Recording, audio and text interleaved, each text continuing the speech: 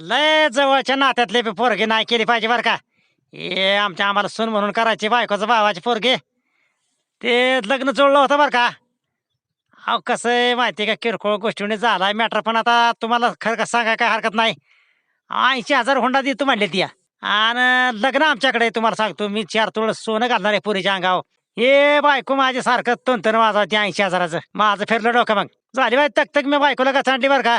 ते मी राग फोन केला पाहुण्याला. तुमची पोरगी आम्हाला करायचीच नाही. आमचं आम्ही कोटणे बी करू. ते सकाळ काय झालं, पोरगं राव माझं माझ्यावर दावलं राव.